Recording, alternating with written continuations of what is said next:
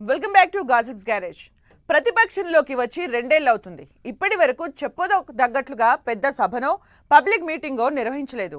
అప్పుడప్పుడు అధినేత పర్యటన తప్ప వైసీపీ బౌన్స్ బ్యాక్ అయ్యేంత గొప్పగా ఏ సమావేశం పెట్టలేదు. ఇప్పుడు లోకల్ బాడీ ఎన్నికల మూమెంటం స్టార్ట్ అయింది. ఇదే టైంలో టీడీపీ మహానాడును ఓ రేంజ్లో నిర్వహించేలా ప్లాన్ చేస్తున్నారు.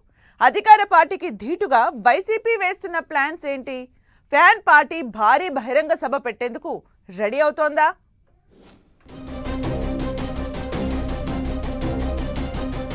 ఇప్పటి వరకు ఓ లెక్క, ఇక నుంచి మరో లెక్క. బౌన్స్ బ్యాక్ అయ్యేందుకు వైసీపీ బిగ్ స్కెచ్. భారీ బహిరంగ సభతో గ్రౌండ్లోకి దిగే ప్లాన్. మహానాడుకు ధీటుగా వైసీపీ ప్లాన్ అంటూ టాక్. పవర్ కోల్పోయి రెండేళ్లయింది. ఎన్నికలకు ఇంకా 3 ఏళ్ల టైం ఉంది. ఇప్పటి నుంచి గ్రౌండ్లో ఉంటేనే నెక్స్ట్ ఎలక్షన్ వరకు బౌన్స్ బ్యాక్ అయ్యే ఛాన్స్ ఉంటుందని లెక్కలు వేసుకుంటుందట వైసీపీ. ఇందులో భాగంగా త్వరలోనే భారీ బహిరంగ సభతో ప్రజల దృష్టిని ఆకట్టుకోవడంతో పాటు ఆ మీటింగు నుంచే సమరశంఖం పూరించేలా వ్యూహరచన చేస్తోందట. అయితే ఈ 2 ఏళ్ల టైంలో ఏపీ పొలిటికల్ పిక్చర్ పై వైసీపీ హడావుడి పెద్దగా కనిపించలేదు అన్నది ఓపెన్ సీక్రెట్. ఆ పార్టీ అధినేత జగన్తో పాటు మాజీ మంత్రులు పేర్ని నాని, అంబటి రాంబాబు, వైసీపీ కీలక నేత సజ్జల రామకృష్ణారెడ్డి అప్పుడప్పుడు ప్రెస్ మీట్లు పెట్టి అధికార పార్టీపై అటాక్ చేస్తున్నారు. కానీ గ్రౌండ్ లెవెల్లో ఎలాంటి యాక్టివిటీ లేదు. నియోజకవర్గ ఇన్ఛార్జీలు యాక్టివ్గా లేరు. క్యాడర్ నిరాశలోనే ఉండిపోతున్న పరిస్థితి. విపక్షంలోకి వచ్చి 2 ఏళ్లు అవుతున్నా బౌన్స్ బ్యాక్ కోసం స్ట్రాంగ్ యాక్షన్ ప్లాన్తో ఫీల్డ్లోకి దిగింది లేదు. జగన్ వైట్ అండ్ సీ అన్నట్లుగా ఉన్నారు అన్న చర్చ జరుగుతోంది. అధినేత జనంలోకి వెళ్లకపోవడంతో లీడర్లు కూడా సైలెంట్గా ఉండిపోతున్నారు. క్యాడర్ను పట్టించుకున్న నాథుడే లేడు అన్నట్లు అయిపోయిందట పరిస్థితి.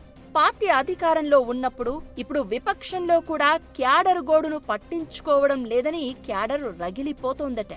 అయితే ఇన్నాళ్లు అధికారంలోకి వచ్చిన పార్టీకి టైం ఇచ్చారని అనుకున్నా ఇంకా వైసీపీ దూకుడు పెంచకపోవడం ఆసక్తికరంగా మారింది. వైసీపీ పొలిటికల్ గ్రౌండ్ను కూటమికి ఫ్రీగా వదిలేసిందన్న టాక్ నడుస్తోంది.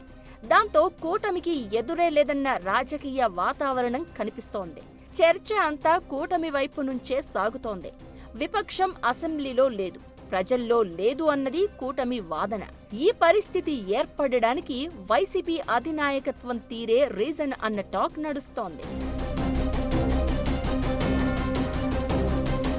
టీడీపీ మాత్రం ప్రతి ఏటా మహానాడును పెద్ద ఎత్తున నిర్వహిస్తూ వస్తోంది.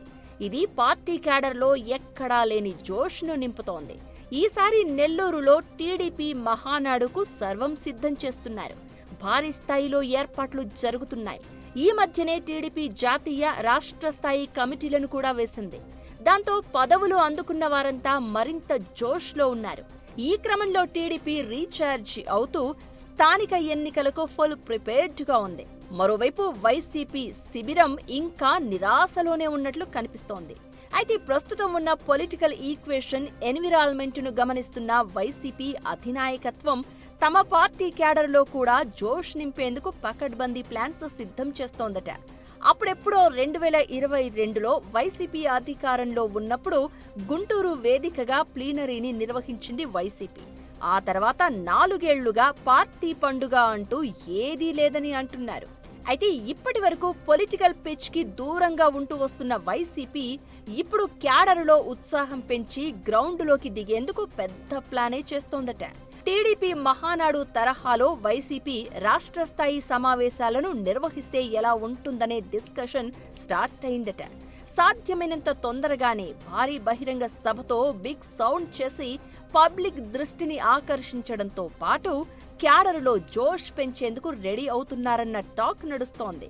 పార్టీ బూత్ లెవెల్ కమిటీల నియామకం పూర్తి కాగానే రాష్ట్ర స్థాయి సమావేశాలను నిర్వహిస్తే బాగుంటుందనే ఆలోచనకు వచ్చారని అంటున్నారు.